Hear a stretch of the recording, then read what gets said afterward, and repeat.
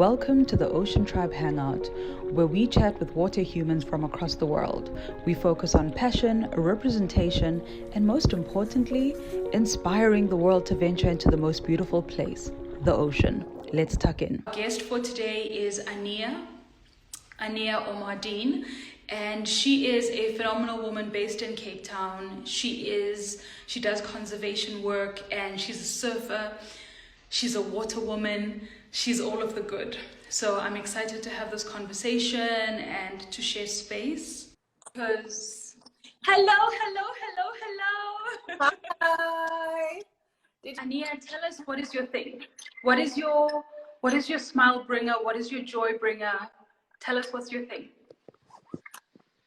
I think my thing is definitely water. So being able to spend time in the ocean, be it surfing, be it swimming, snorkeling, diving, that's really what gets my heart shine. And this morning, again, I was really lucky to have an amazing surf. Oh, wow! And the waves were tiny. It was divine. I told you last night that we've got this cold front coming through. And it wasn't too rainy. So the light was so dramatic. It was exquisite. And there were rainbows and rainbows and rainbows. And beautiful little waves. Oh, I had the best time. So that I was so happy. It made me so happy. And then the other thing that's very close to my heart is my family. Yeah. So spending time with them is really important, and sharing my love with them. So that's what brings me joy. Okay. And I think we were saying yesterday that your feed has a lot of your family, it has a lot of your water love. It's a little bit of everything. And it almost speaks testament to exactly what you're saying, that your space is just water and being able to be with your family in that space. Very much so. And in addition to water, I mean, water and the amount of time spent at the sea and at the ocean is kind of, it came to me later in life. My first love and my first experience of being in open, beautiful spaces was really in green spaces and in our mountains. Yeah. So really being born in Cape Town, extremely lucky to, be able to experience mountain and ocean space. Yeah. And having parents that taught me to swim at a young age. Yeah. And also took us on hikes, and when we grew up, when I first grew up, I lived in when I grew up, I lived in Heathfield, which is a tiny suburb, and we had access to Princess Flay. So that was the first green space. There was a little park close by that my folks would take us to. And so that's the access to those green spaces, which is also very important to me. Yeah. And so, I mean, I think this is when I shared that I also found the ocean by finding the green space first, and that I used to mountain bike, and at any point we would be crossing and traversing mountains for like 600 kilometers over 6 days, and it was there that I learned her voice, and I learned how to hear her, and I learned how to worship in nature. And then later on, I heard the sea call. But when I heard the sea call, I was in the mountains, so I can completely vibrate to exactly what you're saying. And when you just mentioned now the sound, this morning as well, I have to come back to this morning. It was really, that worship space. And the sound of the waves and the gentle pitter patter of the rain and the sound of the wind, and I mean, Muizenberg, Surfers Corner, the mountain, Muizenberg Mountain is right there too, and it's so lush and green at the moment because we've had so much amazing rain. It was that's great. Yeah, I feel very lucky. I love that it feels like we completely speak the same language, because when you start talking about wind and rain and forests and lush and rainbows and just the most incredible, like how incredible Mother Nature is, that is like completely my language. You have to tell us, how did your water love start? Have you always been a water baby, or how did that start?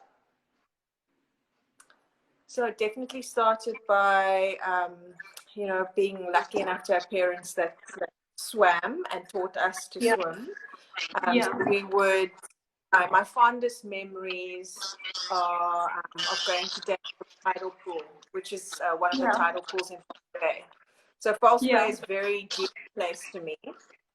And my dad would come home from work in summer, and we'd have my mom pack us a picnic basket, and we would, as soon as he got home, we would be ready in our costumes. We were going to go to Tidal Pool, and we were going to have our picnic supper and enjoy that space and time.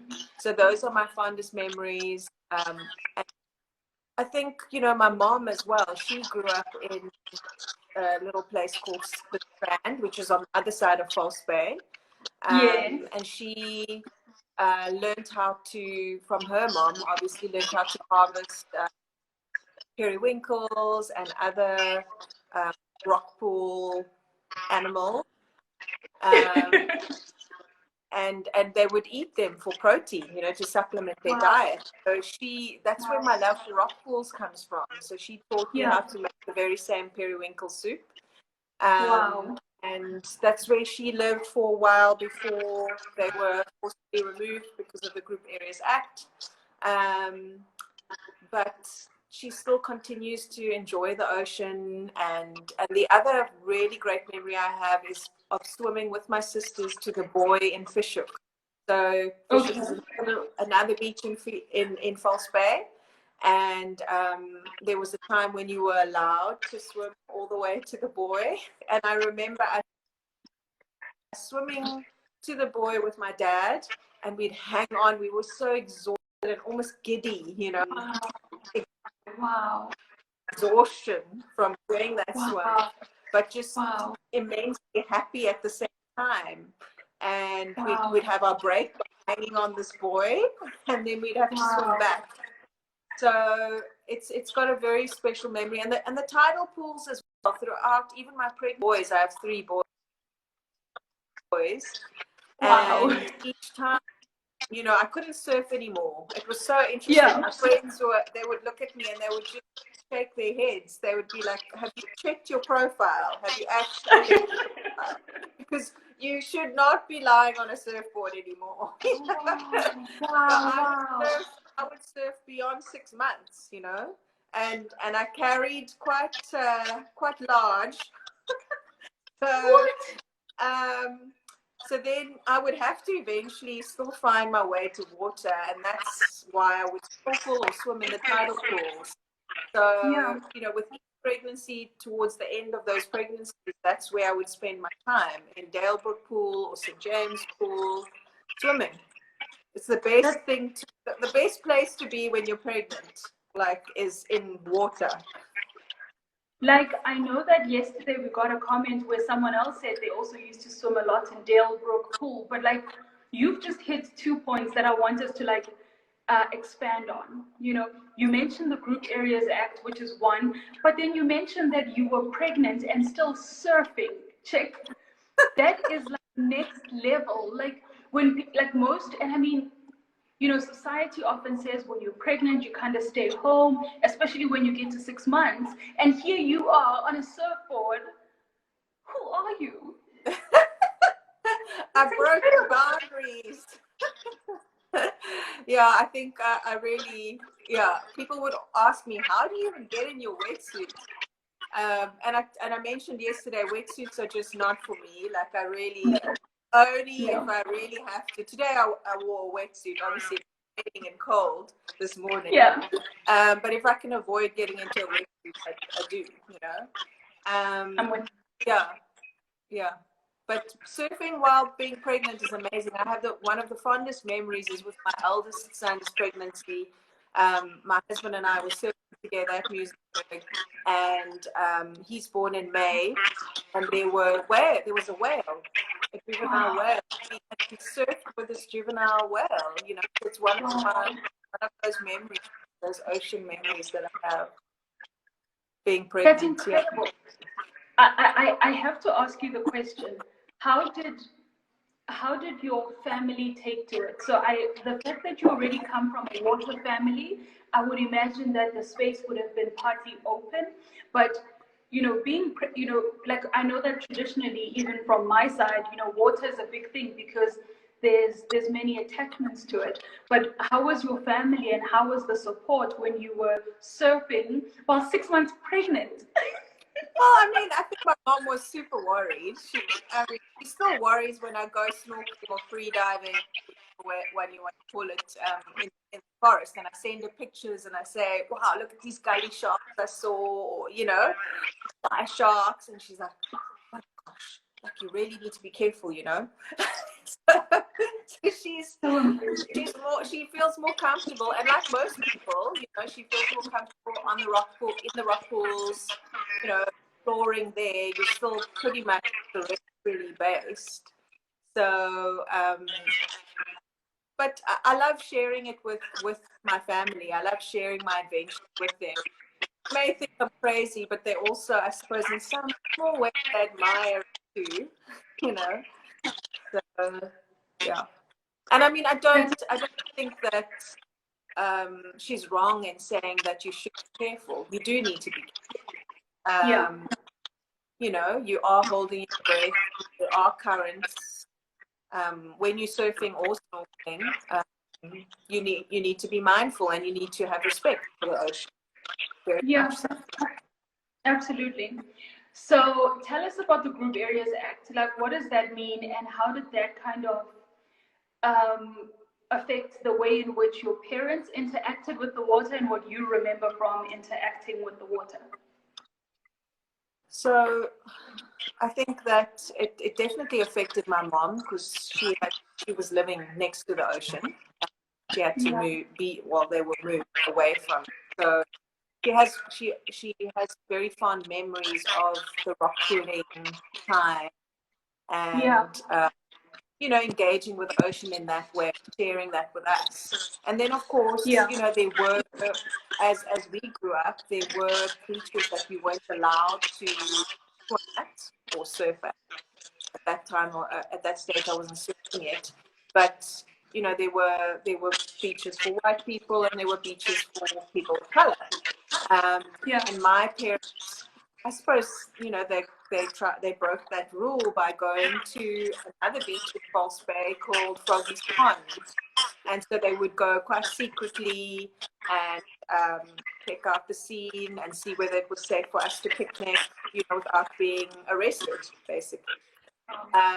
So they did this with us, and then there was an occasion, maybe it was my aunt's birthday, mom and dad thought, let's invite some family as well, and they did. But what happened was that there were more of us, so we were more of a spectacle, more noticeable, and we were then asked to leave, because it wasn't just our small core family. So yeah, that's some engagement with having lived in South Africa. Yeah.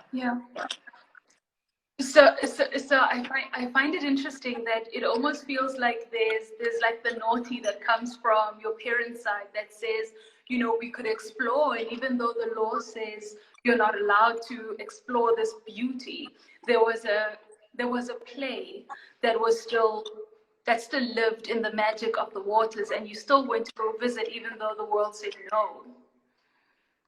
Very much so. And I mean, it's in our blood. We were brought here in 1500 slaves, from Malaysia and Indonesia. That's kind of going way, way back. I suppose that really is my connection to the ocean. It's in my blood, from way back. And I've been lucky enough to travel to Indonesia with my husband on various surf trips. And that's been really interesting for me to see where my people come from, you know.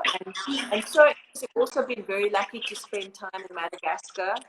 And a lot of people in Madagascar look like me and look like my family, and get completely mistaken as Malagash, you know, and start speaking to me as if I'm Malagash. I remember going to a ShopRite in Tana, the capital of Madagascar, and thinking like, oh my gosh, I could be like in Athlone on the Cape Flats, you know, this is insane. And the same with Indonesia. We would go and look for waves, and we'd travel around, and there was one little village, and I'll never forget, I looked at the people that lived there, their earlobes, they looked exactly like my cousin's earlobes. What? No way. This is so incredible.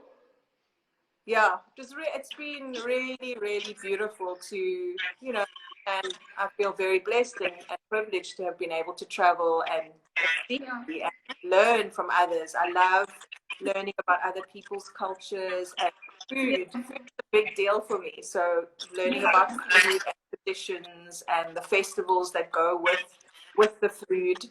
I find it fascinating. So I think what's incredible is that you are, number one, taking us through, you know, the space of slavery brought us here, but then you had an opportunity to go and visit where you come from and see people that look like you. And I mean, the question, you know, of where you come from is it's so large, because we know we all come from South Africa when we're born here, but there's also the deeper roots. And when you go to a certain place and you see people who look like you, it's a completely different feel. And I mean, when I went to Bali in 2016 and 2017, it was just so incredible to, I don't know, it's in a weird way, just being able to travel in a space where there's more brown people in the water, in the space, and it's just, yeah. Yes. In its own weirdness.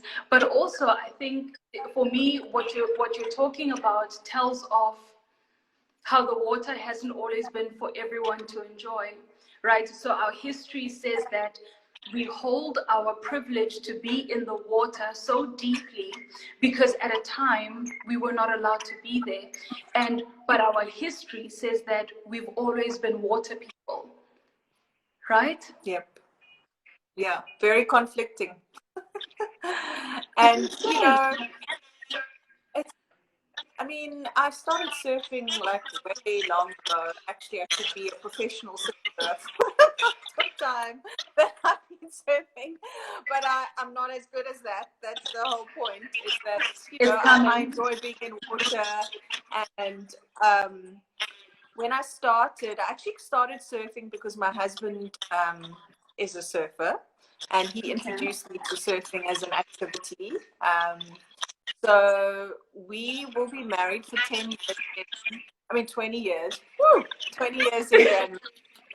So I probably started surfing about 22, 23 years ago. I can't believe it. I just made the realization. And it was very difficult surfing with them, because they were at a different standard to where I was. I was right at the beginning, and they'd been surfing for a few years already. So going to the same surf spots as them didn't really work out, because they were advanced, and, you know, they aren't always a beginner wave. There aren't always beginner waves where they are more advanced ones.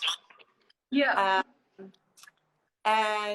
And so, you know, being in the lineup as a female, firstly, back then, there weren't as many females as there are now, which is absolutely amazing. I'm so happy to see more women surfing. Yeah. And yeah, I mean, that in itself, you know, not feeling welcome, not only from a perspective of color, but also as a female, you know, and also feeling welcome. So there were different responses. to being in the water then Yeah. than Yeah. they are now. Yeah. I just like, I want to go so deeply into like everything that you're saying, because I think that still happens today, where water is new and some spaces are welcoming and some spaces are not. So like, I completely share with that.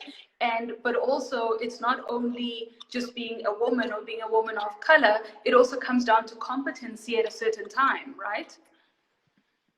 Very Tell us much so. about conservation. Tell us about conservation. Otherwise, I'm going to stay on here for forever. So tell us about conservation and what that means to you. So, yeah, conservation, and I suppose an extension of my love for green and blue spaces is what led me to studying environmental science at UCT. I also had an amazing relationship with my geography teacher at high school. So I was exposed to not only loving the subject geography because of her, she taught geography, but she also was in charge of the hiking club.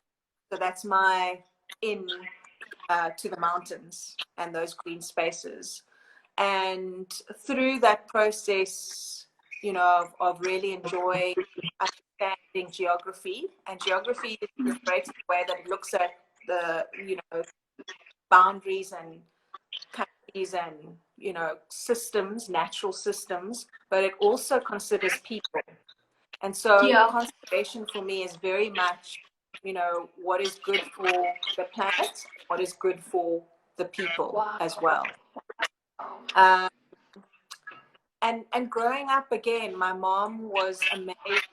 She recycled all our waste, or whatever waste could be recycled, and I do that.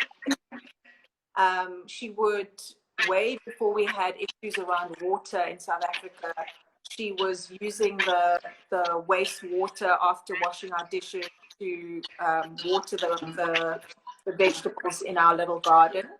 You know, so those are the practices. It's kind of an extension of that philosophy of living, of way of life, and taking it into my work. Really, Yeah. it's really connected to my soul, you know, Sure. doing the work that I do. And in the past, you know, conservation has traditionally been seen as only looking um, after green or blue spaces and not considering people. And so I've often disliked being tagged as an environmentalist because of that. But now with the reawakening, because it has always been there, there's this reawakening that actually interestingly came with the Black Lives Matter movement, is this intersectional environmentalism movement, you know? So how do we conserve, but with, you know, keeping in mind that we need to acknowledge and listen to the voices of all people, especially those that are most marginalized. Yes. Oh, man, you're like taking me to all the places that I love to go. And, you know, the intersectional space is the most intense space when we talk about all problems in the world.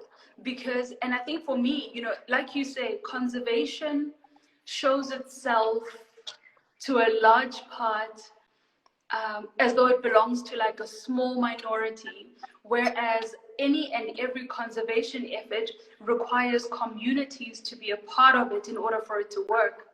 So when you say that, you know, it's not only green and blue spaces, but it's also the people, that for me is an important thing. It reminds me of a time we were in Durban, I think, and there was a guy who was fishing, and my dive buddy says that guy should not be fishing, it is outside of the fishing times, you know. And I kind of stopped and I said, but what if he's about to go to work, or what if he doesn't have the opportunity to be able to fish between the times that are fishing times and not fishing times? The assumption that the rules are black and white can't make sense, because how are these rules taking into consideration the communities who have always lived around this blue space, gotten their sustenance from this blue space, and then somebody pitches up with a piece of paper that says you can't anymore, and if you do, you're going to be arrested. That broke my heart. It broke my heart because it said, hold on, the story is bigger than just the ocean. We want to save the ocean, but we also need to consider the people. And so for me, you know, that's a great example of how we co-create, how we construct together what is an equitable economy, you know? How do we engage, and particularly with Indigenous communities that have lived next to that green or blue space, and not arriving with your rules and what you, as a scientist, in many cases, have studied without engaging with the communities and their knowledge and their contribution to the rules.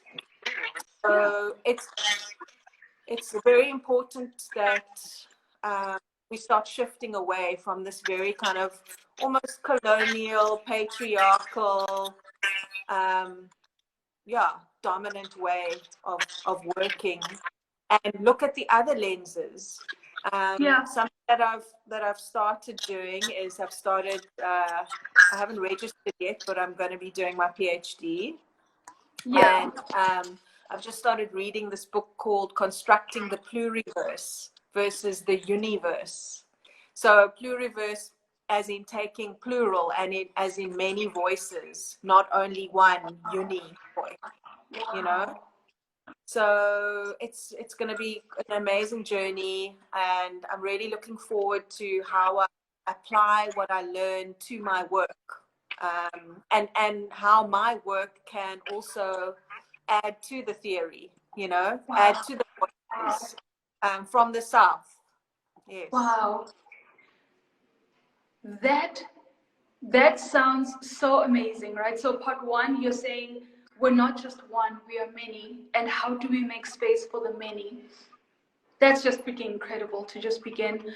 But also and I love the fact that your passion for the green and blue has translated into an advocacy that is saying, you know, and I mean, you can actually tell me if I'm wrong, but when I pick up your words and your voices, be it if it's on your social platform or if you are speaking to somebody, there's this advocacy that is also for the people. And for me, that touches my heart so deeply, because it says, at any point we want to save the world and we want to save the ocean, but we also need to focus on humanity. And it's silly to liken it, but like often in the vegan space, and I'm not like going for anybody, but the vegan space talks a lot about the animals, when there's also people, you know, and there's almost then the elitist space of who's a good vegan and who's not. And we find ourselves, which to a level can be viewed at in the conservation space as well, obviously, where someone is saying, if you have the means, you are able to conserve a space. But I don't think that's true. If you have a community backing you, you are able to change space and you are able to bring good. And do you know what I mean? And just looking at these communities that have lived around these oceans as experts as well, they have been sourcing. No, you go. No, sorry, you were up a little bit in between, but can come across as being quite elitist, if not, isn't done in the correct manner. Really, you know, how do we live how do we learn to live with meeting our basic needs? How do we learn to live with meeting our basic needs, and at the same time, you know, within our planetary boundaries? Because if we don't, our resources are not infinite; they are finite, and so we need to find a way to live within our means, you know, and taking into consideration each other, so other human beings, but also our natural systems. Yeah. And it's complicated. Don't get me. It's really it's way more difficult than standing in front of everyone and giving them your rules. But doing it that way, you're not going to win all of us across to work together in order to achieve those goals. You know, so it's really a way of co-creating. I like to use that word, co-creating and constructing. Yeah. Tell us how your conservation and your passion for all of these spaces becomes advocacy, and how you have seen your advocacy grow over the last 20 years. So you've always been in conservation, you work with SAST, so I think maybe you also have insights as to how the blue space has changed over time. You know, over the last 20 years, what are you seeing in the ocean? What are you seeing in the communities? And how does that tie back into this advocacy that you feel in your heart? So over the last 20 years, you know, I went straight from university to working at WWF South Africa. And that was in about 2001. Yeah. And I left there in 2009, and it was really such an amazing experience for me to learn and grow. So I started right at the bottom. I started as an assistant manager, but really that was like glorified admin. And it was important to start right at the bottom, because that is how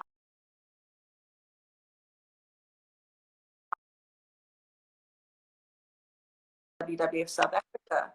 And through that process of learning from the bottom up, it really empowered me and gave me the confidence to do what I do today, and that is to open and found, and I have founded my own nonprofit organization.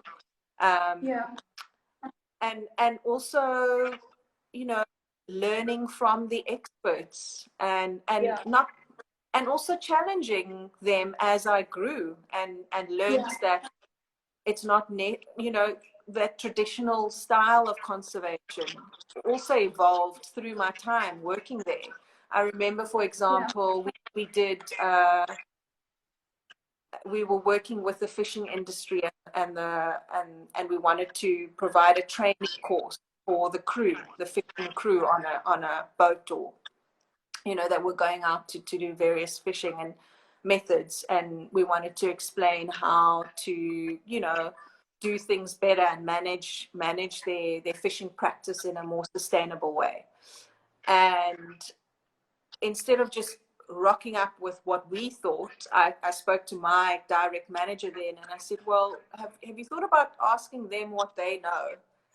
So, you know, this understanding of co-creating, I suppose, really is an extension again from how I grew up with my family, and how we operated as a family, and that kind of philosophy and way of life that's really intrinsic and has come through into my workplace.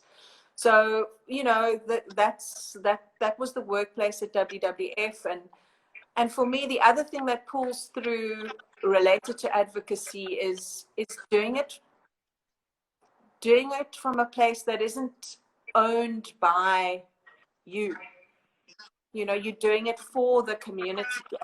And I often dislike putting myself up front and in the limelight. I prefer to it to be carried by the community, or by the people, so that it is the people that take ownership, and that it is the people that then care and ensure that areas are looked after for the benefit of themselves as well as for the environment.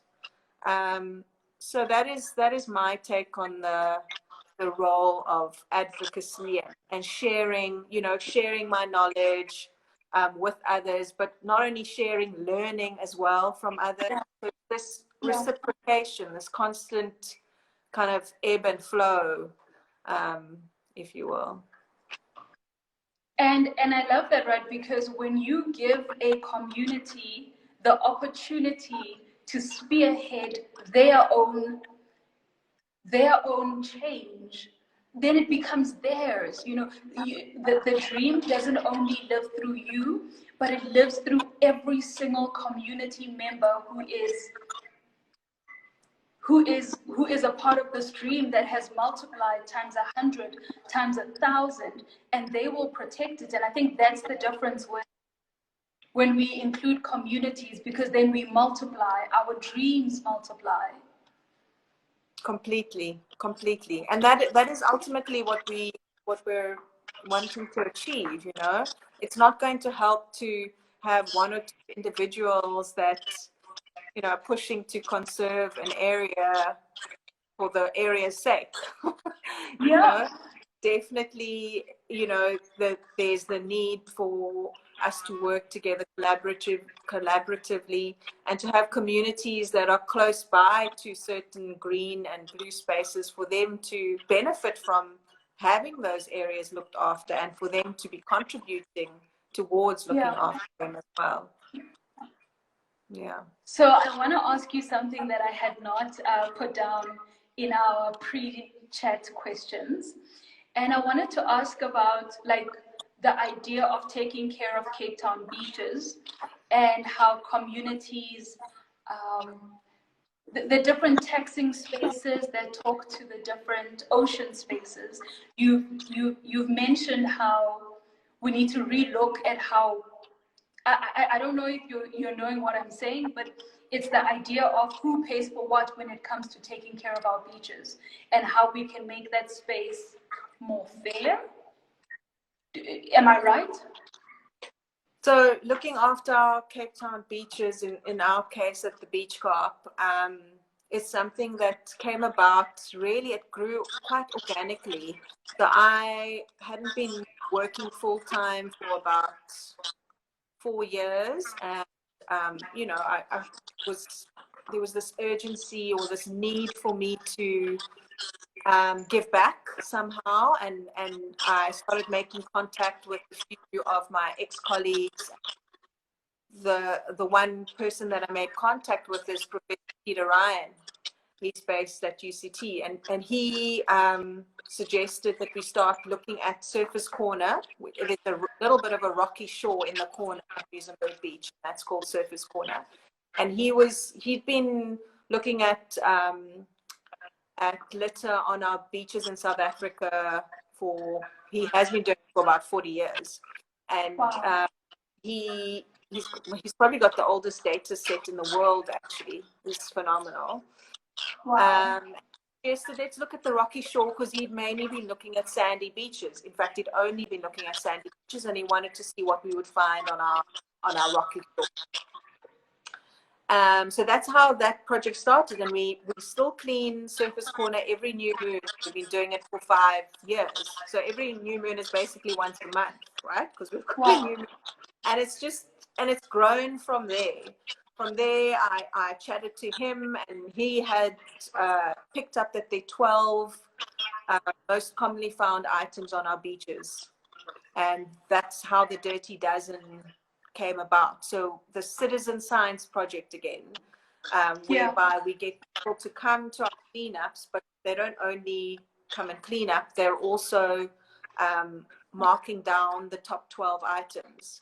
And this in itself is a means to try and change people's behavior, so that they bring less of those plastic items home from the shops, or start advocating for you know, no more single-use unnecessary plastic. So it was the start of, and it is still growing, of this movement of people that don't want to find unnecessary plastic on their beaches. And of course, you know, there's now a growing community of people in Cape Town, especially, that are doing cleanups, which is amazing. It's absolutely wonderful.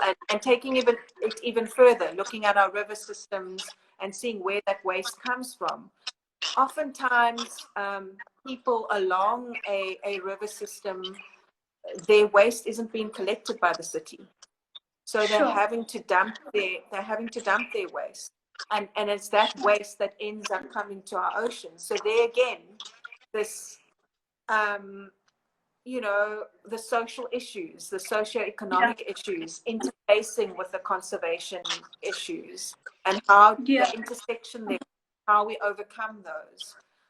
So it really is the responsibility of the city to ensure that waste is collected so that it doesn't end up in our rivers and our oceans eventually. With our tidal pool work that we're currently engaged on with the city, at St. James Tidal Pool, when you eventually come and visit, I'll have to take you to show you. We secured some funding from Lush, South Africa, and we did an amazing graffiti artwork on the wall there with all, and again there, even the slogan is "Meet the Locals." But it doesn't only mean the people locals, it means the locals in the pool, like the octopus and the nudie bone. I love that.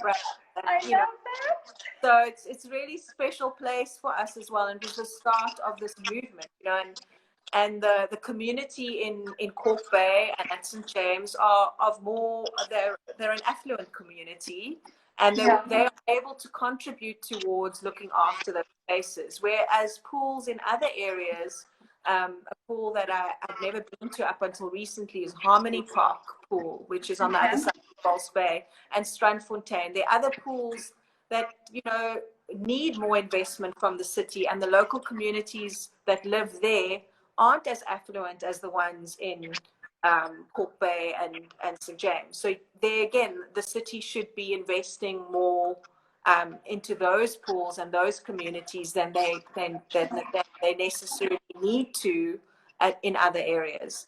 So it's understanding the socioeconomic issues, understanding where the city can influence and support, and that's my understanding of how we move around in that area.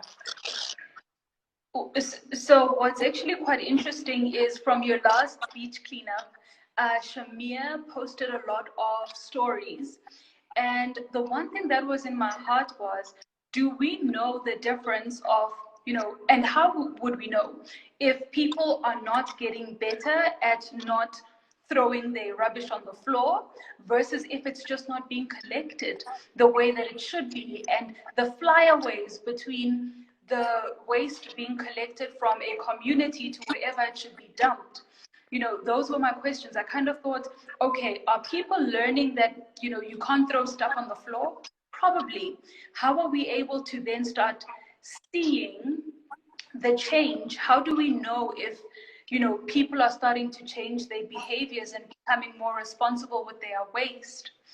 And how do we know if, maybe people just don't have a place to throw away their waste, or when it gets collected, the little flyaways. I mean, in Joburg, you'll see a truck that's carrying rubbish, and the rubbish is coming out up the top. And then you're kind of thinking, but what are we doing? How are we getting this right? Yeah, that's a very tricky one, I must say. I mean, there's a lot more monitoring going on in our rivers at the moment. We have the Litter Boom project, which is based in KZN in Durban, has moved down to Cape Town, and they're working with the Pristine Earth Collective. And I think because of the litter booms going up in these rivers, we're going to be able to see more closely where the litter is coming from, and then we may be able to track whether certain suburbs and areas, whether their waste is not being collected, and then address those with the city accordingly. So from that perspective, hopefully we'll get somewhere. And then awareness and education is ongoing, you know, to Yeah. encourage people to not litter. Yeah. And it's really difficult to monitor Yeah. that, but hopefully with a surge in beach cleanups and in keeping your environment clean and healthy, that will change. Yeah. There's so many, as I mentioned earlier, so many organizations doing beach cleanups, and hopefully through that raising awareness on Yeah. why you should not litter. But I think it's important to also note and say that it's the owner, the responsibility shouldn't only be with the consumer, and that if you look along the chain of custody, you know, the producers, the manufacturers, the companies, the big kind of business and industry companies, they also need to take responsibility. And there's some legislation out at the moment about extended producer responsibility, and how these big industry players need to also come to the party and address how they package their products, and ensure that whatever they're using to package products, that those items are almost fully recyclable, and that there's Yeah. no excess waste that then ends up in landfill or eventually in our oceans. Yeah. So, you know, it needs to be kind of not only the consumer needs to be held liable in this case. Yeah. And I love that you are you're going back to the uni versus plural, that all of us can actually make the change. But if I can be that one who throws like a little bit of a nugget that says the difficulty with at any point us trying to conserve spaces, and we're saying to manufacturers, you need to rethink how you package your product. How does that affect the most vulnerable? So if we're going to say, okay, we're going to use paper now, that's fine. That'll be 50 cents more. It becomes a difficulty because it makes life a bit harder for the majority versus the minority, which is, you know, as with any space, you know, when we're saying minimize plastic usage, minimize this, minimize that, it also often comes from a space of our own privileges, where we are able to say, you know, I'm not going to take a plastic of apples because my organic produce comes in a paper bag, and, you know, I'm doing great. But do you know what I mean? It's the intersectionality of us wanting to just... Yeah, no, I totally agree with you on that. And you know, it's kind of speaks to the plastic bag versus paper bag, you know, dilemma of, and exactly that, linked to it, the price tag, and what especially for those that are marginalized, how does this shift impact them specifically?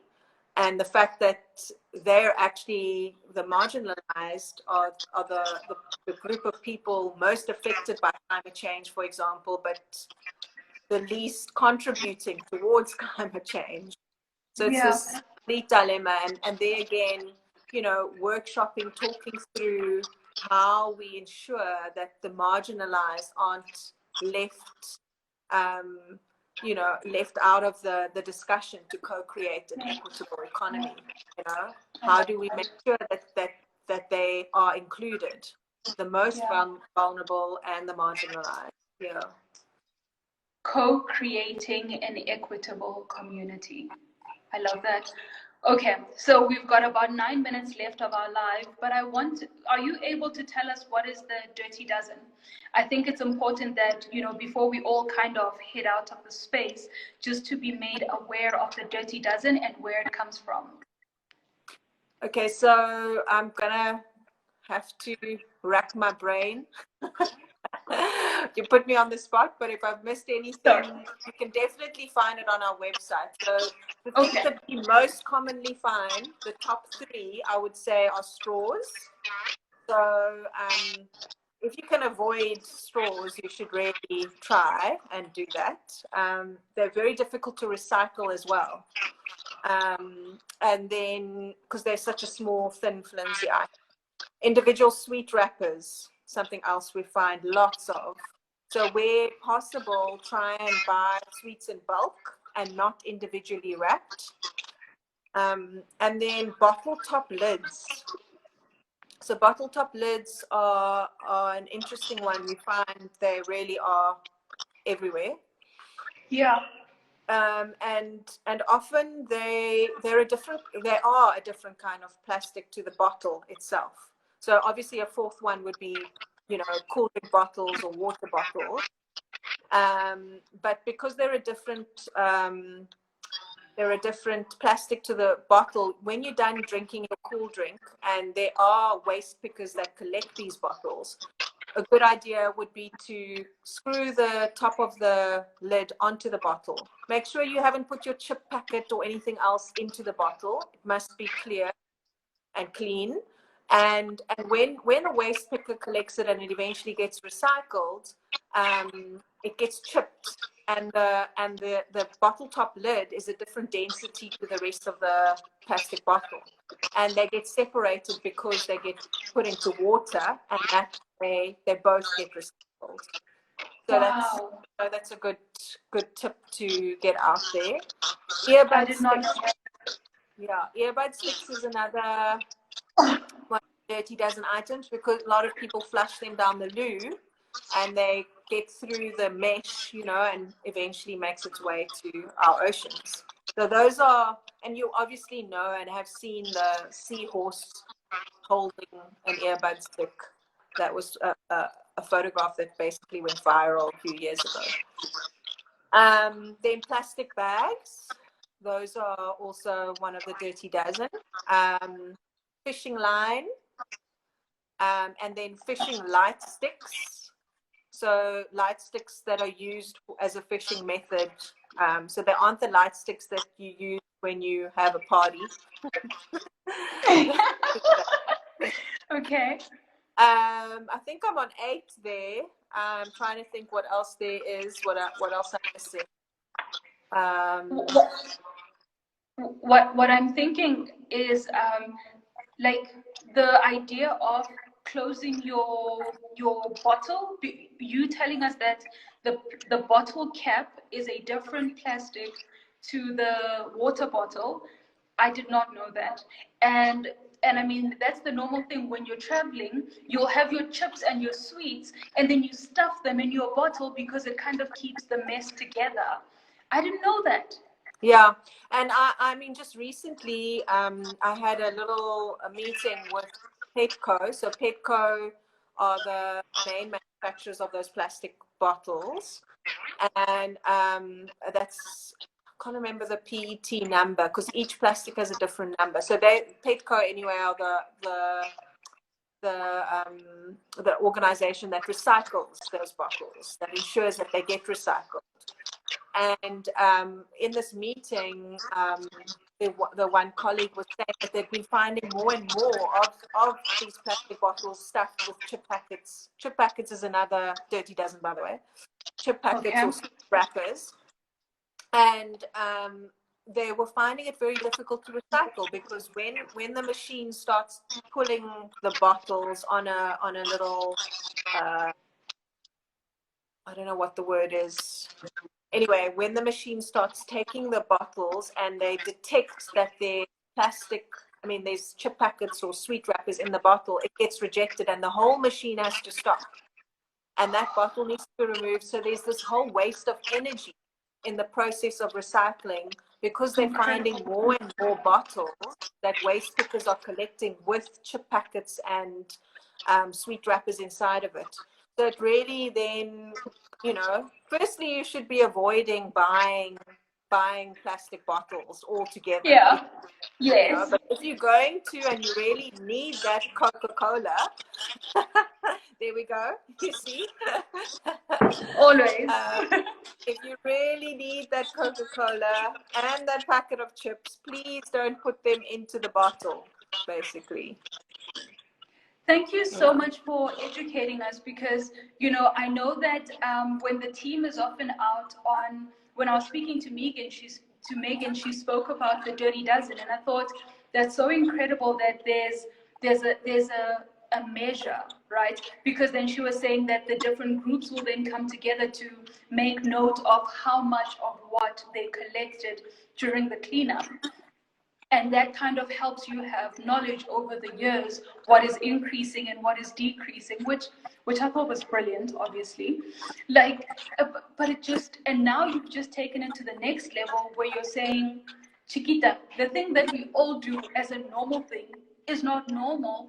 And not only does it drain energy, but it's a nightmare to recycle. So be better about it.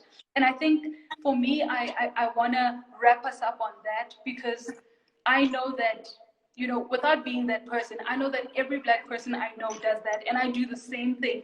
When we're traveling, I'm not even going to try and be like, and so as we come to our close, can you leave us with, I don't know, whatever's in your heart, share something in your heart, be it if it's towards conservation, or just like your heart love from your surf this morning, or whatever you want to leave us with, please. Wow. I'd like to say that, you know, for me, what I did was I followed my dreams, and that was finding my love and passion for open green and blue spaces in my workplace. And if you can try and find a way to do work that feeds your soul, then try your hardest to make that work. Thank you for that. Everybody's giving you all of the love. And I completely agree with you that if you can find a way to let your passion pay your bills, your life gets to be so much bigger, which is incredible. And with that, we're going to call this live complete. Thank you so much for making time for us to do this again. And I'm going to inbox you about my little adventures. And I'm excited for everything, you know, of that, which is going back to what you are saying. You know, work to make your passion your bill payer. If you can, then try. Absolutely. Absolutely. Okay. Thank you so much. Have a fantastic afternoon. You too. Mwah. Hope to see you. Indeed, soon.